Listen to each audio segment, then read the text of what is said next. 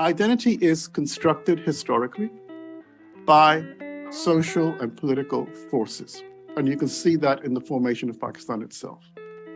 All identity is based on two propositions. All identity is relational, which means that all identity is in relation to other forms of identity. For with a single brush you cannot paint shades of varying colors, lest some appear quaint. Do you crave for more authentic poetic and literary expression from our community that is current and relatable? Does a lack of representation of our community in this space bother you?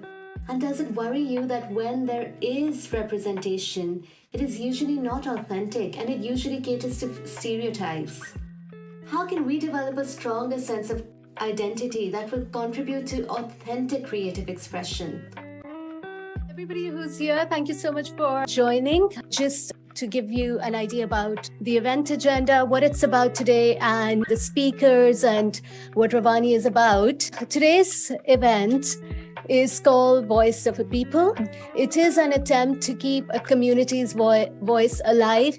It is an attempt to keep the community's voice authentic and represented. Now, the way we're approaching this is that we have about an hour of talks where we would have a number of our speakers join in to speak to various subjects. Professor Salman Sayyid is here. He will be speaking to the very important and pertinent subject of decolonization of thought and, how our identity is shaped and, how this could go moving forward. We also have Dr. Farah, who's joining us remotely. Dr. Farah will be talking about the decolonization of language.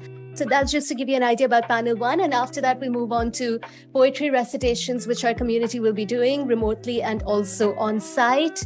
So before I move on to the main part of the event, I'd like to take the opportunity to talk about why we have structured it in the way we have and, what this stands for. So when I started planning the event a few, weeks back, actually a number of weeks back, before that, and in the years leading up to it, Rawanee, as a platform has been operating for the past 3 years.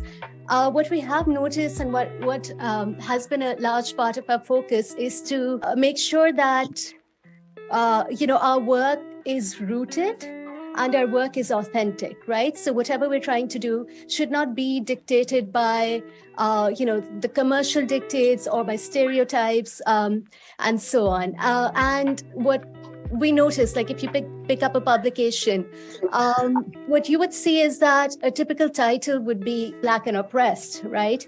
Change the word slightly, change the, find another synonym for it. It would be brown and, oppressed or, whatever it might be. And what we want to do is move away from that narrative. So yeah, that's the intention of what we're trying to do over here. I am going to, ask all of you what your expectations from this event are. You might have seen some of the videos, that we'd shared earlier. We can start with the event then, but what I'd like to do, if, anybody in the audience would like to speak to it, just talk a little bit about what your expectations from the event are. What you have noticed, perhaps, in the in terms of the writing and the material that's produced. Oshin, do you want to comment a little bit on that? Like sorry. Yeah, I think expectations wise, maybe just getting a perspective in terms of the origination or the evolution in terms of how the dialogue has progressed.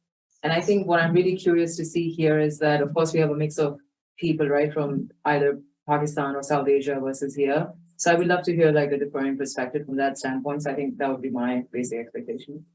Yeah. Yes, please. Yeah. Just to be sort of super blunt, I came to hear someone near Niaz. I think he's the most underrated poet of our times. I wish he was translated and celebrated the world over. And that's really the name that pulled me here, to be honest, because I don't think he gets the airtime that he deserves. I think it's absolutely brilliant. So we've had a member of the, the attendees mention that she's here just to attend, to hear Munir Niazi's poetry. But he's not underrated by any standard. He's known. I definitely don't, but I just think, for example, in character. But if he hasn't got a Nobel Prize, but he's not underrated by all means. I can assure you of that. Yeah, I certainly don't. Probably, I personally think he is the only poet after partition who dominates. Faiz is pre-partition. He dominates my imagination. So yeah, I don't disagree with you at all. I am his nephew. I was close to him from the age of 12, 13, till death do us apart. I know he's not underrated by all means. I think Faiza just mentioned that she would like you to narrate some of his poetry, which you are doing a bit later. So yeah, I guess there's just interest in Munir Niazi. We're slowly, just to keep everybody posted, we're slowly seeing more people come into the hall. I will, now not spend more time, talking and introducing the event. As we are starting to see people coming, I'll invite Professor Salman Sayyid to come and speak to the subjects of decolonization of thought and identity. So before you do that, Professor Salman, what I had requested Rafi to do was to set the tone of what's going on and to really get everybody into the mood for this conversation. I had requested him to recite a poem of Faiz's, and then it'll be over to you. So I had a choice to read many of Faiz's poems on this evening, because a lot of his work is very relevant to the topic. However, I chose this one, which is also one of my favorites. Iska naam hai Subh Azadi. Let me read it.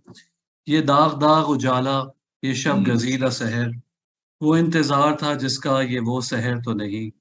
ये दाग दाग उजाला ये शब गजीरा सहर वो इंतजार था जिसका ये वो सहर तो नहीं, ये वो सहर तो नहीं जिसकी आरज़ू लेकर चले थे यार कि मिल जाएगी कहीं ना कहीं, ये वो सहर तो नहीं जिसकी आरज़ू लेकर चले थे यार के मिल जाएगी कहीं ना कहीं, फलक के दश्त में तारों की आखिरी मंजिल, कहीं तो होगा शबे सुस्त मौज का साहिल, कहीं तो जाके मिलेगा सफीना-ए गमे दिल। जवां लहू की पुरस्रार शाहराहों से चले जो यार, तो दामन पे कितने हाथ पड़े, दयारे हुस्न की बेसब्र ख्वाबगाहों से पुकारती रहीं बाहें बदन बुलाते रहे। बहुत अजीज थी लेकिन रुखे सहर की लगन, बहुत करीं था हसीना ने नूर का दामन। बहुत अजीज था लेकिन रुखे सहर की लगन, बहुत करीं था हसीना ने नूर का दामन।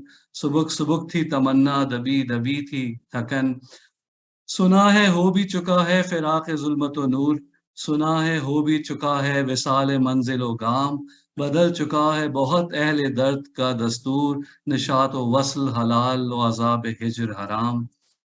जिगर की आग नजर की उमंग दिल की जान, किसी पे चाह रहे हिजरा का कुछ असर ही नहीं, कहाँ से आई निगार सबा किधर को गई, कहाँ से आई निगारे सबा किधर को गई, अभी चरागे सरे राह को कुछ खबर ही नहीं, अभी गिरानिए शब में कमी नहीं आई, अभी गिरानिए शब में कमी नहीं आई, निजात दीदा वो दिल की घड़ी नहीं आई, चले चलो कि वो मंजिल अभी नहीं आई। This is Subh Azadi by Faiz Ahmed Faiz. Over to you, Muniba. Thank you very much, Rafi. Faiz, this poem of his, I think this was written post-partition, but it remains relevant and is probably all the more relevant now. And on this note, I would be welcoming Professor Salman Sayyid to speak. I'll briefly introduce him. Now, Professor Salman Sayyid is the head of the School of Sociology and Social Policy at the University of Leeds, and he's a professor of social theory and decolonial thought. He is also the founding editor of the academic journal called Reorient for the discipline Critical Muslim Studies, and he's the author of works translated into multiple languages, books, and articles. So, Professor Salman, thank you very much for being here today. Thank you, everyone, and thank you for the invitation. I've been asked to speak very briefly around three things about decoloniality, identity in Pakistan, and therefore I'm going to structure my talk in those three parts. In one way, it's very easy to talk about decolonization and say, well, decolonization begins on the 14th of August, 1947 for Pakistan, a day before India. And it just carries on from that. So decolonization can be understood simply as the point where the Union Jack is taken down, Pakistan flag goes up, and here you have decolonization. Of course, the challenge has always been that some would argue, many would argue, that what we have in Pakistan and many other parts of the world is that decolonization has never been completed. It may have begun in 47, but it's never been completed. And therefore, it is actually it's not that Pakistan has been insufficiently imagined, as some diasporic writers might want to talk about it. It may be that it's never been it's been insufficiently decolonized. So I'm going to try and explain what that might mean and what decolonization means once you remove it from the kind of socio-economic and political controls. Because if you go to Pakistan, you will see clearly it's not the same as it may have been in 1947. There are things which have changed. There is no Union Jack except over embassies, etc. And there is a sense that Pakistan has been in control of its own destiny as much as anyone is in control of their own destiny. However, there's also another argument that decolonization isn't just about the economy. It's not just about politics, the military, geopolitics, etc. Decolonization is also about the culture, and more importantly, it's about how we think. Because part of the colonial experiment was the transformation of the way we think about the world, and how we think about the world influences the way we think about ourselves. So, in a sense, a proper decolonization, a completed decolonization, would change the way that we see the world so that it changes the way that we see ourselves.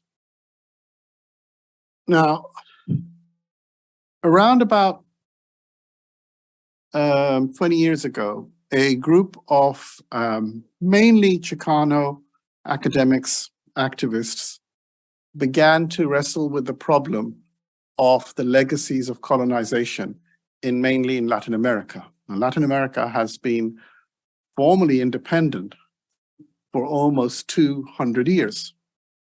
But they would argue that, in fact, decolonization hasn't been completed there either.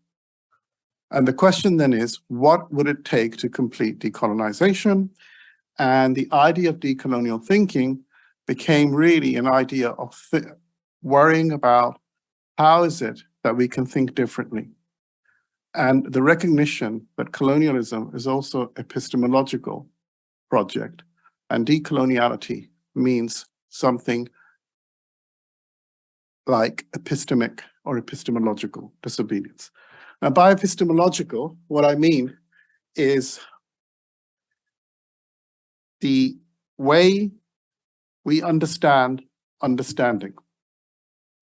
It's very, very straightforward. We just tend to think about,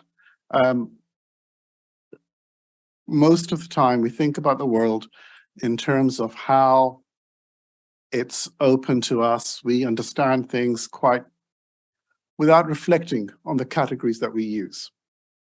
Without reflecting on the vocabulary that we use, we just work through it. But sometimes certain things throw us an anomaly. They make us think, are we using the right concepts to understand the world or our experiences? Or do we need other concepts to do different work? So give you just a very, very quick example, and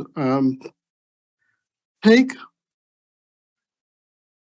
the word, well, let me do this other way. How many people here would put their hands up and say Islam is a religion? Great. Okay. All right.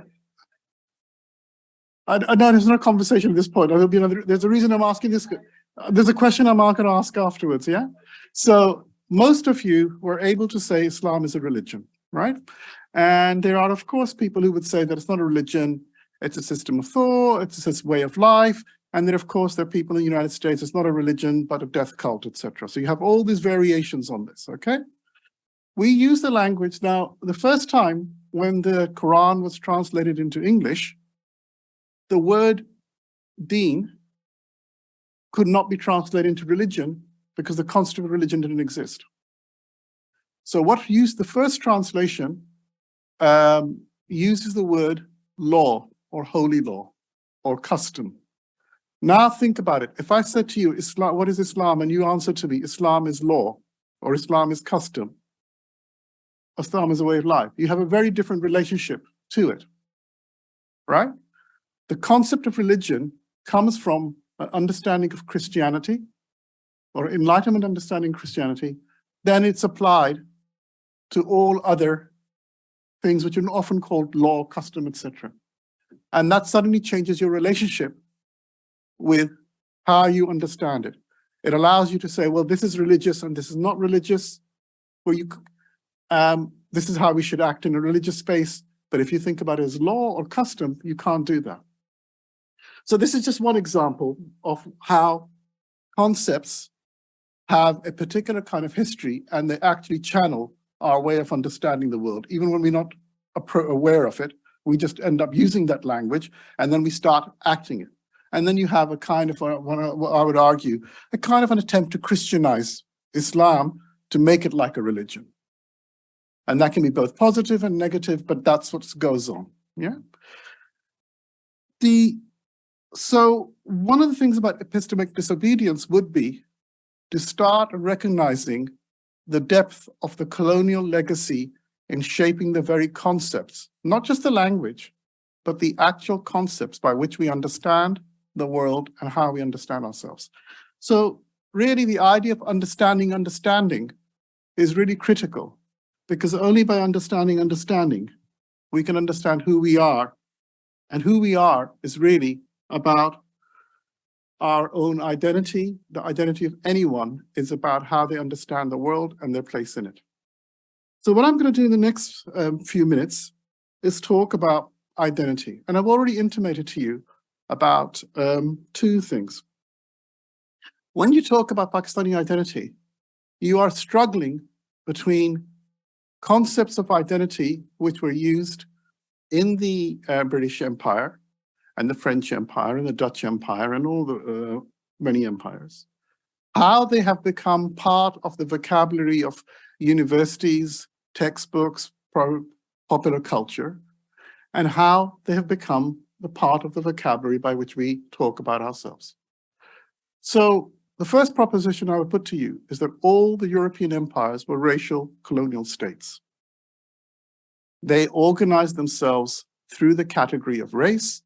And in fact, there's an argument to say there isn't much different. Race and colonialism are the same thing. Yeah. In which case, everything they understood was in terms of racial categories. Some of you may have heard the notion of martial races. And the idea was that there were some people in South Asia who had military qualities, and there were some who didn't. For example, people in Northwest South Asia, Punjabis, etc., were considered to be martial, and the Bengalis were not. And one argument, if you were being cynical, to say that those who were deemed not to be martial were the ones who actually resisted and had a longer experience with the British and realized that the empire was a racket. And the ones who were considered to be martial were considered who were too naive at that point to realize that the empire was a racket. But the notion of martial races becomes very, very central, because what it argues is that the identity of people in Pakistan is to be found initially in their DNA. Now, after 1945, for a variety of reasons, this became more and more problematic. And you've had a long struggle with the categorization of populations through the use of concepts of race. But it still persists. We still talk about it. Now, people are more euphemistic, and rather than saying race, they might say culture, they might say language. But ultimately, culture, language seem to act in the same way that race does. The idea of something which is persistent, beyond history, beyond change. And in that sense, if you think of identity only in terms of these fixed properties, you are simply replaying the concepts inherited by colonialism. And much of the kind of category, how Pakistan talks about itself, often falls into those categorizations. But think very simply, how many people here would call themselves Pakistani or Pakistani adjacent, in a sense? But you couldn't do that before 1947. In a sense, the argument that you became Pakistani only happens because something changes in 47. If there's no Pakistan, you wouldn't call yourself Pakistani, and there'd be no attempt of Pakistani studies, and there would be no Pakistani culture, there'd be no Pakistani food, etc., etc. Everything would fall into something else. So the final point that I want to say is two things about identity. Identity is constructed historically by social and political forces. And you can see that in the formation of Pakistan itself. Yeah. All identity is based on two propositions. All identity is relational, which means that all identity is in relation to other forms of identity. Supposing you can't speak Urdu and someone shouts "Arg" without point and just points that way. Unless you speak Urdu, you will not know what it means. You could simply, could it mean a chair, could it mean a door, could it mean anything? So to know one term, you need to know many other terms. That's the relationality, yeah? To know, the other point about language or identity in language is that it's based on contrast. It doesn't have a property of its own. The property is only in relation to something else. Yeah. If you imagine a game of chess, the pieces in chess only have a proper identity in relation to other pieces in chess. It doesn't matter what material they're made out of. Some could be made of ivory, some could be made out of wood. You may have lost a piece and you say, okay, I'm going to make this paper clip be the king because we don't have a complete piece, right? But it's only in relation to the rest of the things. So if you think of identity as both relational and contrastive, and you think of identity as being sort of historically constructed, you have a situation in which identity is not something which is written in our DNA or in language or in culture. It is something which is constantly being forced and enforced through that. And there's no other way around it. You can't say, well, I don't want to do any identity. I don't want to have an identity. You're human. If you think you're human, then you have to have an identity, and it has to be relational and contrastive. So the final point that I want to make here is this, that what makes Pakistani identity is the idea of Pakistan itself. And that, I think, is really important. And there are three things about Pakistan which often get left out of much of the narrative. One is the notion of political consciousness. The normal narrative around Pakistan is this, that Pakistan came into being through the work of people who were activists, mainly in what is now UP, and they did this in a mistaken belief that they would be, or they didn't believe there would be a Pakistan, etc., etc. But the other way to think about it is that it was politically conscious. They did this because they recognized that there is a value in something which isn't just about their own interest. And this is a definition of political consciousness. Supposing you want to have a bus stop removed from a particular street, and it's in front of your house. And you say, right, I want you to remove the bus stop from my street because it gets in the way of me. You're not going to get many people to agree with you. If you say you want to do it for a wider purpose, and other people can do it, even though it doesn't affect them, because you can say about ecology, because it's unsafe for children, that's political consciousness. Or to give you a more concrete example, the argument around, for example, Muslim schools used to be this, that 70% of Muslim parents would like there to be Muslim schools funded by the state, but only 30% wanted to send their children into one. And people used to say, oh, well, that just shows how hypocritical they are. No, it shows how political conscious they are. They think that the British state should provide, it provides Jewish, Catholic funding. It should provide Muslim funding for Muslim students as a matter of principle, regardless of whether they were going to use it or not. So in a sense, the political consciousness is also about transcending your immediate thing. So one of the things I want to say about Pakistan is that it was politically consciousness, and there was a development of political consciousness, that not everyone who was in favor of it recognized that they would personally benefit from it. They did it because they thought the idea was something that was important in itself. The second thing I would like to say is the idea of Pakistan as being new. Pakistan is not an attempt to recover the Mughals or the Delhi Sultanate or whatever. It's a idea of a new country. And in that newness is almost trying to do something which is very rarely done, to build a state, build a society out of nothing itself. And that doesn't happen very often. Outside, for example, the Americas, it doesn't really happen. So this is also very, very important. And the third point that I want to make, and here I think it's some people that disagree with this, where the idea of what I would call Medina as simply as a metaphor, as a horizon, becomes really, really important. Because the idea for Pakistan then is somehow a place to express a certain kind of Muslimness, which they thought, rightly or wrongly, would not be possible. And many people would argue, given what's happened in India, they were probably more right than wrong, right? So in that undertaking, you have a politically conscious attempt to construct something very new. And that newness is what we are constantly struggling with. Because one of the things I would argue, and I'll finish with this, is that those who rule Pakistan perhaps never understood or do not really understand the enormity of the undertaking, creating something from new. So they don't actually believe in it. And those who believe in it have been unable to rule it for long enough for a variety of reasons. And that remains the tension within the country, that Pakistan cannot be just another country because it's not just another country. It has to be a country which means something beyond the fact that it just exists.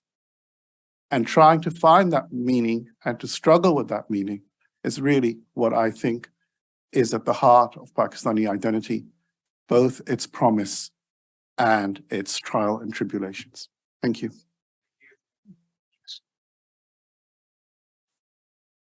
Right. Thank you very much, Professor Salman. I think all of what you said was brilliant, but I think the last part of what you said is really food for thought, particularly, in recent days, those who have roots in Pakistan, the way they're feeling about things that are going on. I think it becomes all the more pertinent that we think about the why it was created in the first place and, try to understand what has gone wrong. I have a few questions for you. I'll come a little bit more to this later. But one is more on the concept of identity and how, it's been diluted for so many of us over, the past decades. We've seen globalization, we've seen migrations, people have moved across the world. What we do notice is that no matter how long ago somebody's migrated, no matter how many generations there's been to a migration, people tend to still track their roots back to Pakistan, and they still tend to feel or want to feel a kind of connection or an anchor with Pakistan. But at the same time, what we see in Pakistan is, given the brain drain, given the circumstances under which, people live, the mindset is that, whoever can is in an attempt or in a race to leave the country, right? So there is that kind of a split between that. And what I was thinking was that a huge part of the loss of identity could be a sense of disappointment in a system, right? When your own anchor is so weak, when it's so uncertain that, for people who move away, they don't want to burn their bridges, but they often end up doing that. So is that a disappointment in the system? And is it just easier for most people to cling to, the easier language, which is English, and the easier way of life, which is, the Eurocentric or, the more colonized way of thinking? Thank you. I think there's lots in that one question. So I'm not going to be able to answer all of it but rather than answer it, let me just try and say something. Firstly, one of the reasons why the Pakistani diaspora is so prominent, or the two reasons for it. One, there are a lot of Pakistanis, the sixth largest population. So logically, it's going to be very dominant. Two, because of their experience of basically having English, they're able to sort of access English mediums across the world. That makes them more vulnerable. If Pakistanis only spoke Japanese, they probably wouldn't be so prominent around the world, etc., for a variety of reasons. So those are mechanical reasons. The question of disappointment, I think that's part of the, it's a part of being a Pakistani to be disappointed. But I would like us to think about why the disappointment is. Now, I'm not being completely delusional. I think if anyone watched it, or you can't watch it on TV here, or in Pakistan anyway, but if anyone's aware of what's happening, you would say, actually, there's good reason to be disappointed. But what is this permanent state of disappointment? We're only disappointed in something if we think that it could be something better. No one is disappointed if a dog barks at you because you think, well, that's what dogs do. I mean, if you're going to be disappointed that, you're going to have a very low threshold, right? So the question is this, is not the idea of disappointment only makes sense in the idea of hope. It is hope that's disappointed. And therefore, the question is that why is it that many, many people continue to hope for Pakistan even when that hopes are being crushed? So it seems to me that we need to understand two things. One, there are many, many diasporas, but what keeps the Pakistani diaspora slightly different is what I would say to you about the actual nature of the construction and promise of Pakistan itself. In that sense, it doesn't start off by saying, or it shouldn't do, and it kind of doesn't, that it's really an ethnic state as such. It doesn't say that it's a state for people who are just settled. It says it is someone who, ideally, you become a Pakistani by being involved in the idea of Pakistan. And that makes it much more complicated and different. Does anyone know who the first Pakistani passport holder was? Yeah? Yeah. Grandfather of Talal Saad, right? So think about it for a minute, about that. How is it that someone who's Austrian, revert to Islam, becomes the first passport holder? It's a small example, but it's not without its interest, because it's not a state which already, there were no Pakistanis to uncover. Pakistanis had to be made. And in that process of making, there are many, many possibilities. So I think the disappointment and the loss of identity is part of the fact of this incomplete decolonization, which we talked about. It is the difference between the hope for Pakistan and the reality.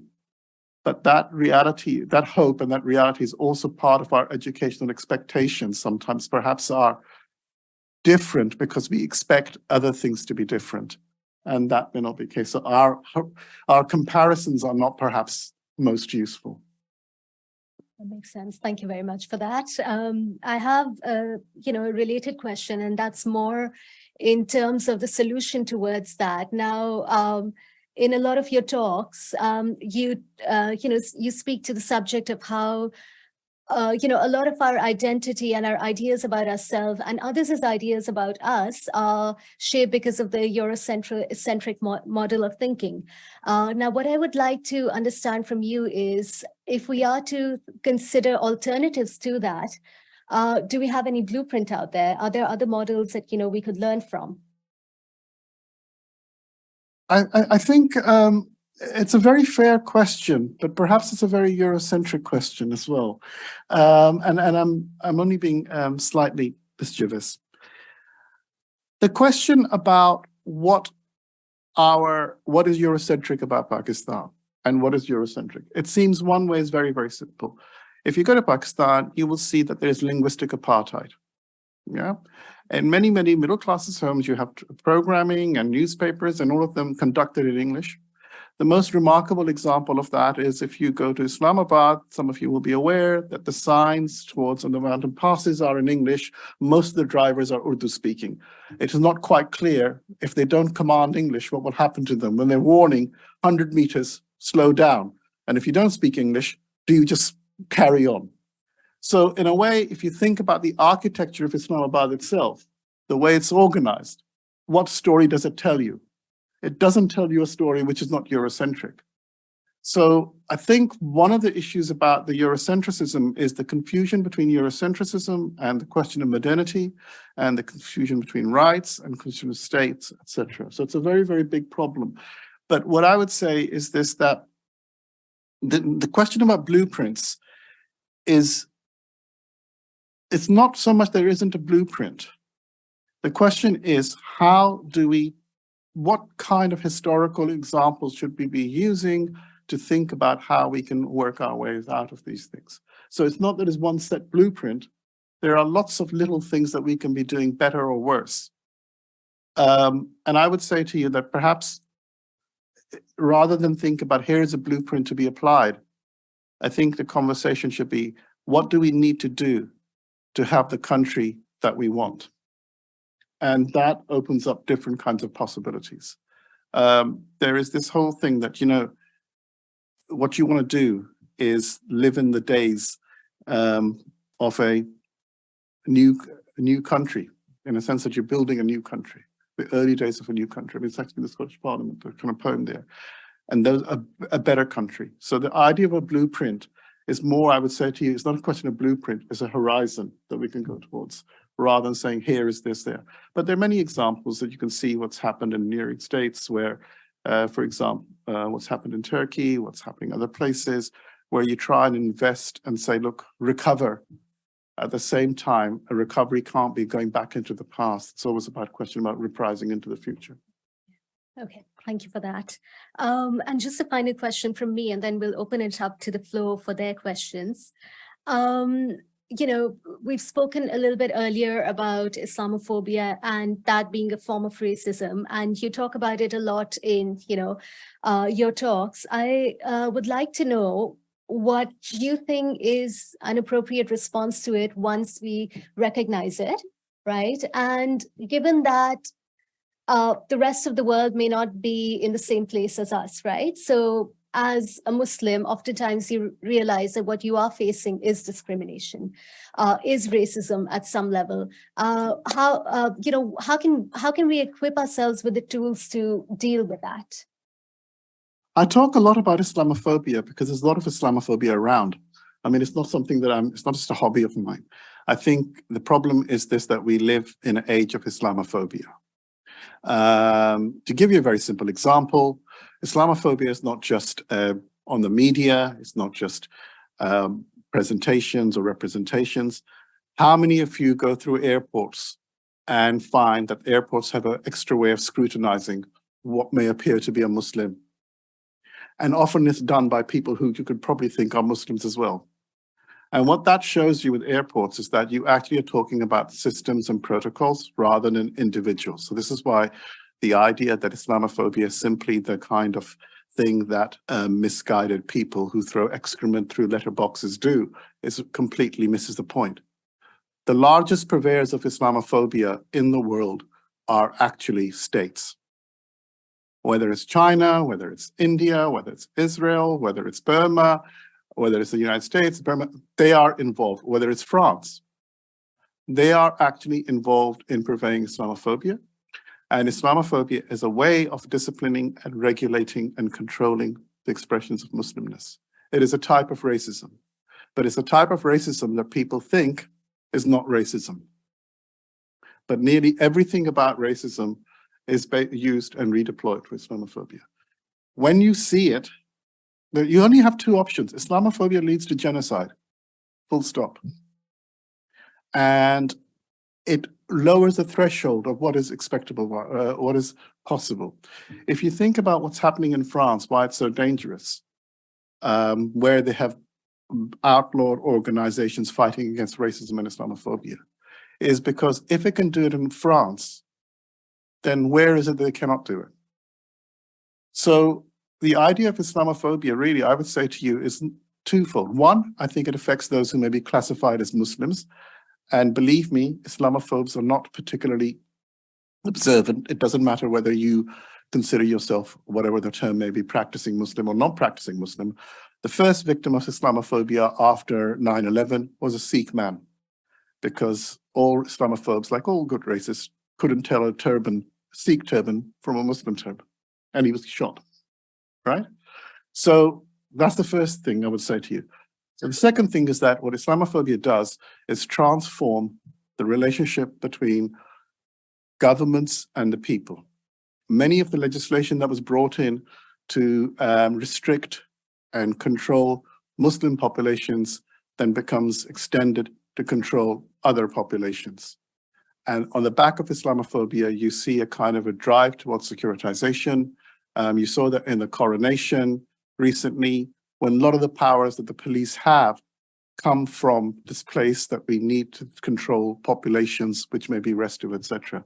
So you need to oppose Islamophobia for two reasons. One, if you don't, it may affect you, even if you think you can pass as non-Muslim, because it's not about just being Muslim. And two, it affects everybody else, because if this can happen to Muslims, it can happen to everyone else, and it will happen to everyone else. Thank you very much for that. All right, we're going to open the floor to questions. If anybody has any for Professor Salman. Yes, please. Yeah, go ahead. Thank you, Professor. I think you gave a nice perspective on Pakistan and history and whether the idea was cultural, ideological, and I think, but if we talk about now, we see that there is a lot of confusion in Pakistan, like who we as a nation are, what is our identity. And since this is about colonization of thought or decolonization of thought, I would like to know how much that is playing role into this, in terms of how we are confused as a nation and how the colonization has affected all. I can answer this very, very briefly and just give you an example. Many countries, when they become independent, want to have an independent army because they have a security need, etc. Yeah.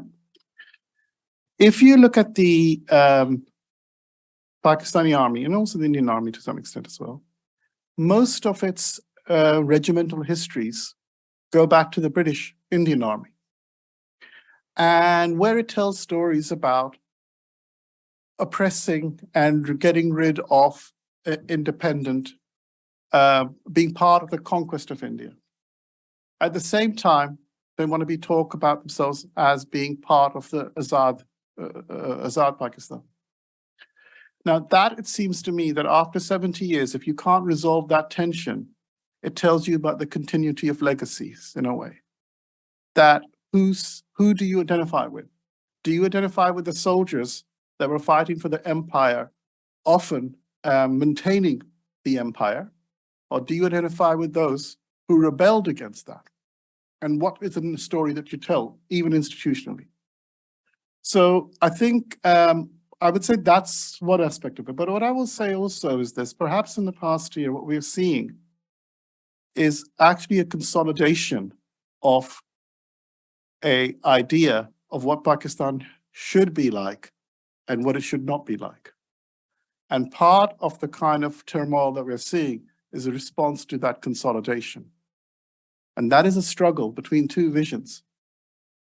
And that's partly why it is so intractable, and partly why I think people mistake it if they simply confine it to parliamentary shenanigans, etc., and everything's the same.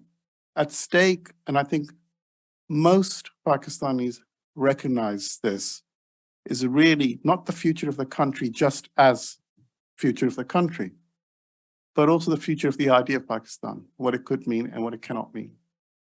So that's how I would say that, in a sense, what you're seeing is perhaps a moment of intensification of the decolonization struggle. Thank you for that. I believe there's one more question, and then we'll move on to the next speaker, just conscious of time here. Yes, please, go ahead. Thank you very much. I have one comment, one question. First one is, you mentioned Islamabad as monolingual science in English, whereas as far as I remember, they are fine. Islamabad was built in the 60s, but even in the bilingual country, which has 76 languages, And English is still the official language according to the Constitution and will be a national language.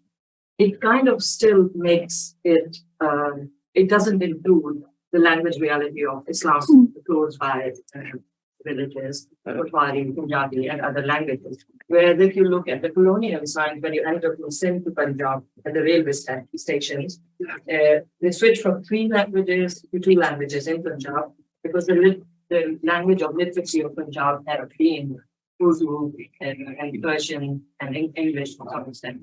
So that was just one comment. And then you mentioned UP as the center of this idea of Pakistan. Something along that line. Wasn't it all the regions? I mean, Bengal I would consider Bangladesh to be the. No, sure, 2 points about that. Firstly, the point about language wasn't that there wasn't a variety. I mean, I think the real issue is that why does there need to be a national language? That itself comes about with the idea that if you're not a colony, you have to be a state, and a state is only a nation state, and a nation state is basically unified by one ethnicity, one people, etc. That's the kind of Westphalian model which was imported into Pakistan and into other places. It's basically a model of ethno-nationalism, and that is that only legitimate communities are ethno-nationalist communities, and that itself is where the colonial traces come from. So that's the point that I wanted to make on that. On the issue about UP being the center, my point wasn't that it was the center. My point was simply that there were many, many people in UP who were arguing and were involved in the Pakistan movement, knowing that it would not necessarily mean that they themselves personally would, as a community, benefit from that. And in the historiography, it's always presented that these people were either deluded or they didn't want Pakistan. And my point was simply say, could we not just think that they were actually making a point that they wanted something as a matter of principle, as a matter of political consciousness, rather than simply being motivated only by self-interest? And my argument is that we are not always motivated by self-interest. All of us are often doing things which transcend that self-interest, and that's what I would call political consciousness. Okay? All right, thank you very much, Professor Salman Sayyid. We move on to Dr. Farah Nazir, who's joining us remotely. Now, Dr. Farah Nazir works in the area of linguistics and languages. She was the organizer of the JAG Festival, which was held just last week. And, to the last question about Bahari and Pothari languages, she's the focus on the festival was very much about reviving those languages and, the kind of language-related racism that takes place. Dr. Farah, I'll invite you to introduce yourself and, also speak to the hierarchies of language. Hi, thank you so much. I hope everybody can hear me and see me. So yeah, so I'm a linguist. So following on from what Salman has just been giving us from quite a sociological perspective, I'm going to speak from a linguistic perspective. I guess the first thing I wanted to talk about was this relationship between language and identity. And we know that in our communities, outside of academia, we know that languages symbolize identities and are used to signal identities by those who speak them. So we often categorize other people and ourselves according to the language that we speak. So coming from a linguistic perspective, I think a good way of really understanding how language and identity is connected is by thinking about the way we first interact with each other. And this is something that I discussed last weekend at the JAG Festival as well, which is the first thing we hear are the sounds of the language. And actually we can learn a lot from the sounds of these language. So whether you do that consciously or unconsciously, and and how language ideologies inform those is something that I'm particularly interested in. So, if we just talk about, for instance, English, you can hear me speaking English now. You can hear that possibly that I am speaking in a northern accent, a northern dialect. I don't say bath, I say ba. So you can straight away kind of see that, oh, she's from the north of England. So that's giving you something about my identity. And beyond this, you'll hear other things, right, that are also part of my identity. So I'm a woman, So you probably won't hear it in the sound so much, but you might hear it in the words that we use. So particularly language and gender, there's a lot to say about lexicon, as well as like non-verbal cues that we find differences in gender. I'm also bilingual in a South Asian language, so you might even hear that influence too. I know when I analyze using phonetic software that there are certain consonants that I'm like, oh yeah, that's not quite English. And there's definitely influence there because I speak a South Asian language. So, you know, essentially what I'm saying is that there's so many things that you can hear just from that initial interaction on a level of sound.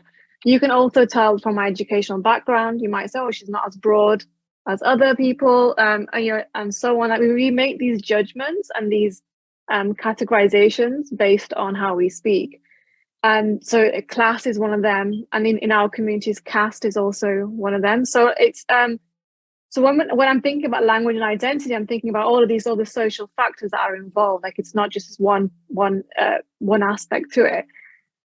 Also, there's age and generation. So today I'm in a formal panel. You're not going to hear me using slang, but I use slang that will be a symbolic of my identity for my generation growing up in the UK.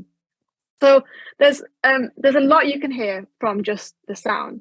So what I'm interested in and is because when we are bilingual, what happens is that things get more layered, and we're introducing other languages into the mix. So when we're dealing with the relationship, so now when we're bilingual and multilingual, what we're doing is we are dealing with the relationship between the identity of those languages as opposed by socio-politics and histories. And then we're also dealing with how those identity of those languages relate to the identity of the individual and that speech community. So looking at it from a collective point as well. So for example, if you're bilingual in the Pahari Patwari language, I know someone just mentioned that, and that is an area of my expertise. I work on the linguistics of Pahari Patwari language. If you're bilingual in Pahari Patwari and English, say for example, also people refer to it as Punjabi and Mipri, when they speak their language, they're communicating that they are from a certain background and also that they speak a regional language. So a language that can be perceived as having less prestige, being subordinate language to whichever country you're in. So if we're talking about Pakistan today, it's going to be subordinate to Urdu, it's going to be subordinate to English, and possibly subordinate to other regional languages like Punjabi and Saraki, Hindko, and so on. So when we are when we are talking about these languages, we're also when we are talking about them, when we're speaking in them, we're not just communicating the language itself. We are communicating the ideologies that come with it, the language politics that come with it, which are set by the power structures and the states and the histories, which is related, of course, to what was said earlier, to colonization. So the main point that I'm really making here is that when we speak, we are communicating our identity via our language, and this identity is perceived through socio-political structures. It's heavily influenced by socio-political structures, and it's really evident when we code switch, which is another area that I specialize in. So when we're mixing these language, which impacts to what degree we actually use and speak these languages. So for example, we know that, say, Pahari Patwari is perceived less prestigious to Urdu, to Punjabi, to English, because of its purpose and use. So for example, it doesn't have a written script, it's a spoken language, which many languages across the world are spoken. All of this kind of, it's not used in educational settings, you learn it from home. So this kind of like distinction between, the folk bilingualism and elite bilingualism, and that all of that plays a part in this. So just going back to what I was saying about code switching, these kind of structures then influence how we talk in conversations with individuals. So these power structures are constantly being communicated and negotiated based on these language ideologies. So for example, if you're in say you're a Pahari or a Patwari or a Punjabi speaker, and you're in but you're a Pahari Patwari speaker and you're in a dominant Urdu speaking, you're in a dominant Bahari speaking group, and then there's like a couple of Urdu speakers or a couple of Punjabi speakers, you most likely will shift to Urdu and Punjabi. You will not continue speaking Bahari Patwari. And obviously there is like some simple reasons for that, because that person might not understand the language, but also we have this phenomenon in linguistics which we call upward convergence. So even if the Bahari Patwari speaker can't speak Punjabi very well or can't speak Urdu very well, they will still try to do that because of this phenomenon which we call upward convergence, because of this prestige, this perceived prestige of the other languages. And we also have it in English too, right? So the relationship between Bahari Patwari and English is the same in that sense too. There's a perceived higher prestige of Bahari Patwari. So essentially, like these hierarchies of languages, as informed by histories and socio-political factors, are here in present day diaspora, and we're communicating, negotiating them all the time, and it does impact. It does impact, the fluency levels and to what degree we actually use these languages and value them and how we perceive them as part of our identity. Thank you very much, Farah. Just a final quick question. You have spoken to how we start to lose our languages and, the inherent racism-derived thinking, perhaps, that contributes to that. And that's a very pertinent discussion to Rawanee as a group, because what, we often talk about is the loss of Urdu. Attending, your festival last week, I became more conscious of the loss of Punjabi and other languages as well. So how would you say, what's the right approach and how can we recover from the loss of language?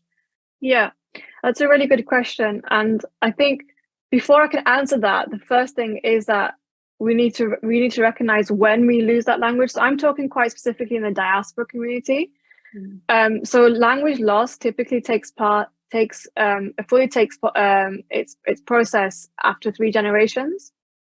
So, and so language shift occurs in language contact situations, which is where, the 2 languages come together because of migration, fluid geographical boundaries, trade, colonization, globalization. So this language shift is a process in which speech communities shift to a different language that is perceived as a higher status. So in this case, in the UK, we're talking about English, right? And English is, of course, the language of the planet too. So yeah, there's a big fight there.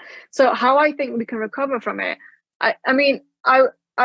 it's really, since we are combining quite a few things here in terms of literature, sociology, and language. I think literature is a very powerful way to do that.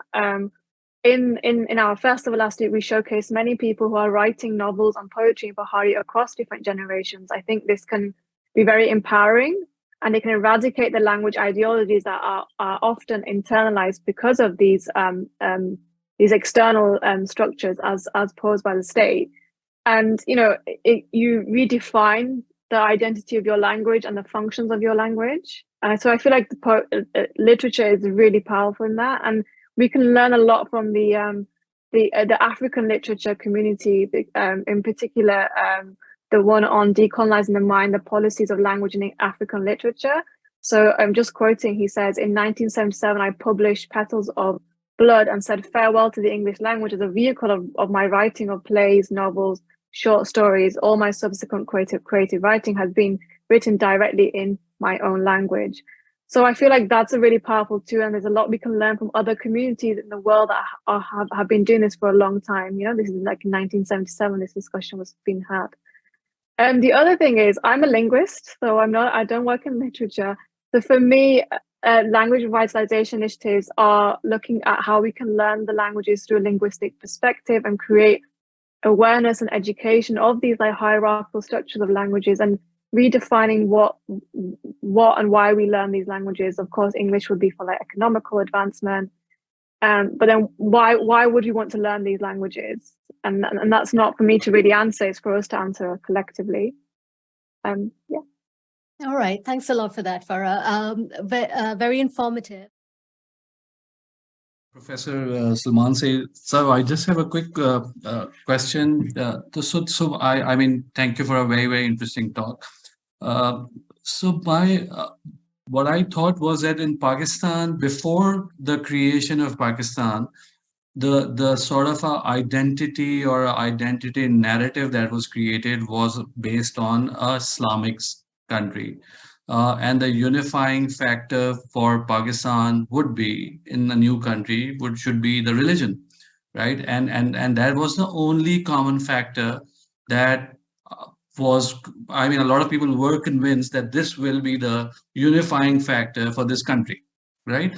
And right after partition, there were a few more. Okay, there were Islam, religion as one. I think a lot of people could speak Urdu, so you can also identify Urdu as a unifying factor for the identity of Pakistanis. Lately, some cultural aspects, maybe uh, in our commercial world, we say cricket is one unifying factor now, and things like that. There are certain unifying threads that run through the society, which actually kind of create an identity for us as people. Now, what is, in my opinion, what is happening that these unifying factors in themselves are diluting. There is no more religion, is no longer there as that well entrenched in the society, Pakistani society. Urdu itself, with a lot of English seeping into Pakistani society and things like that. And that's why it seems that the overall identity that Pakistanis were either sold before partition or after partition. There are not many common threads that run through our society, which kind of make Pakistani identity as a unique identity these days.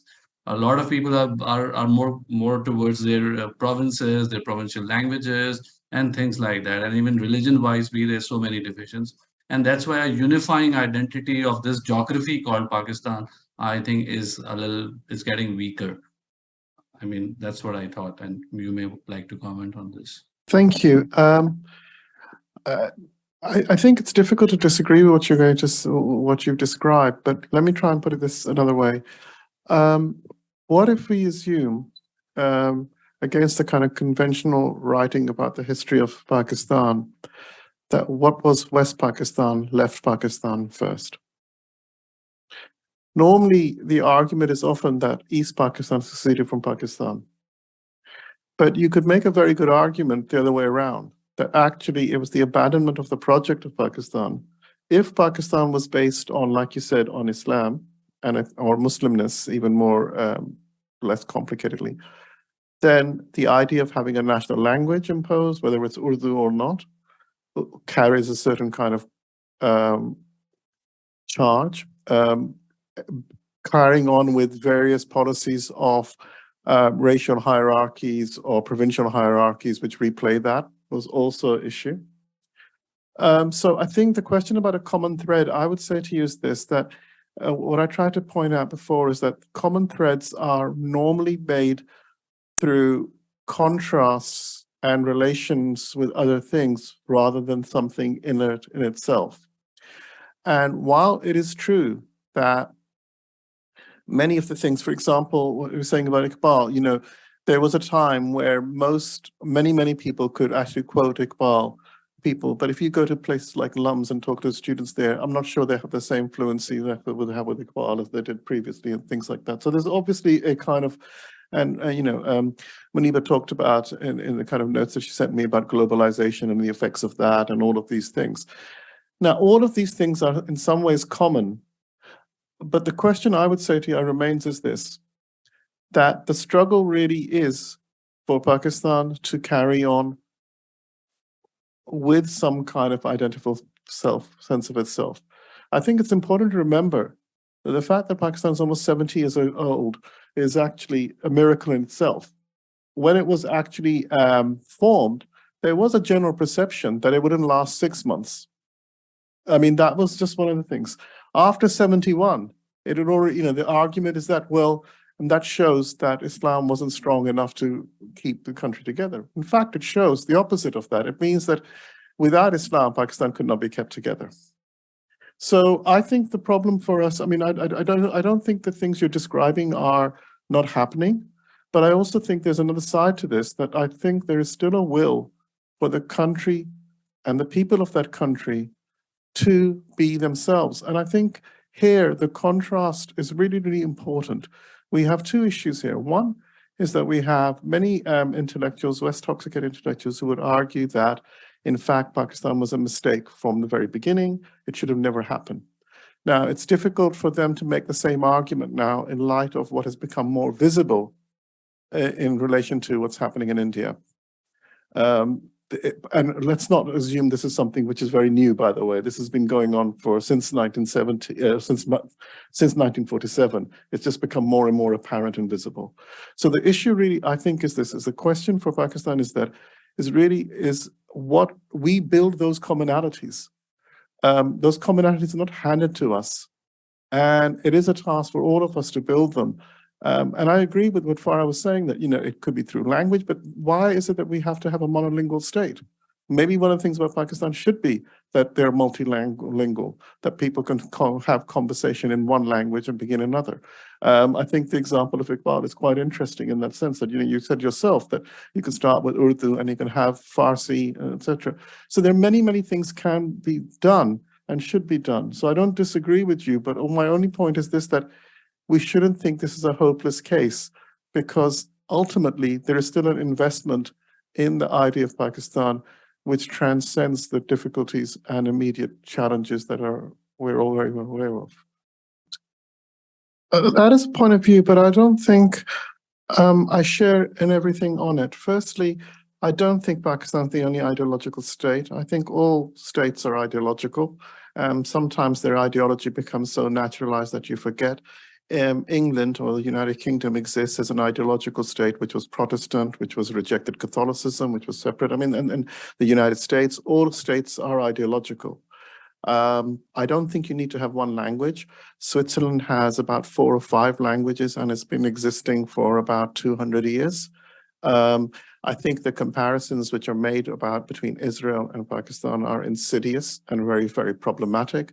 Pakistan was not a colonial enterprise, and to argue that it is some form of Zionism is the height of, I was going to be very harsh, but I won't be, but it's very problematic. No, not to you, but the people who've made that argument in that sense there. But so, I mean, so my argument would be this, that the idea that you need one language for state building is actually a Eurocentric conceit, because there are many examples of having multiple languages that can work together. And what you need is perhaps a better education system, which allows people to be fluent in multiple languages. So that's one argument on that. And I think, but the other broader point is that I can't see, countries are not just given, they are actually constructed through ideological political projects. And Pakistan is not unusual. What makes Pakistan unusual is the nature of its ideology, because most of the states that appeared are based around a certain kind of ethno-nationalism, which inherently is anti-Islamic, certainly against Muslimness. And the possibility of Pakistan would be to have a multicultural state in which being Muslim was more than enough to include everyone, whether they're Muslim or not. So you don't need a country for Muslims, you need a country which is Islamic, and Islamic means that you don't need to be, you can be many things and you live within that kind of scoping there. That's, I think, how I would phrase it. I think just echoing what Salman has just said, it is through our educational policies. I think they uphold these monolingualizing ideologies. They uphold the way we perceive languages in a very, how they are commodified, essentially. So I think one way, I hope I've got your question right, because it was very difficult to hear. But I would say it is through our educational systems, and as well as that, I think grassroots level initiatives, too. I think they can be really. I think working with those two things, like I'm not as familiar with the language policies in Pakistan, but they mimic essentially the ones that we have here in terms of the monolingualizing ideologies, and Urdu is the role of Urdu is similar to the role of English here in the UK. Yeah, Farah, I'll speak a little bit more to that, just to make sure that you heard all of it. The question also was about, the a very similar mindset in Pakistan where English is considered to be superior, right? And how we can best deal with that. I think in your last conversation, you spoke to, in the JAG Collective, you'd spoken to education policies and, campaigning for schools to have more language learning, that's more relevant to students. So could you comment a little bit on that? So I think just expanding on that, I think it starts with our educational system, embodying a multilingual approach to education, seeing the benefits of multilingualism, the benefits of having different languages in our repertoire. There's lots of studies now on our cognitive studies on how it enhances our cognitive abilities. I think this is the kind of education, the promotion and celebration of multilingualism, but not in a performative way. We have a lot of it in a performative way, but actually it being embodied by our educational system. So just reiterating what I already said, which is that it does need to start with our educational policies from when children start going to school. I think, we have to ask, the purpose of those languages, right? And, why we're using those languages. So, speaking from a diaspora point of view, English is, and in Pakistan was and is an economical advancement, right? And I think it's easy to say that we need to know the need for when we use those languages, but on a practical side of things, thinking about like communities that are that we still have migrants coming to the UK, and I think it's difficult without it already being embodied in the state, in the educational system that's already enforcing and telling you English is a language or Urdu is a language, and then I just think it's difficult to teach that without it being also enforced by the state, basically. Yeah. Thank you for that. Yes. Thank you. I want to thank Professor Salman Sayyid and Dr. Farah Nazir for a very, very informative conversation on very, very informative and very, very holistic conversation on decolonization, identity, language, thought, and also, keeping old poetry alive through translation. So thank you very much, all of you.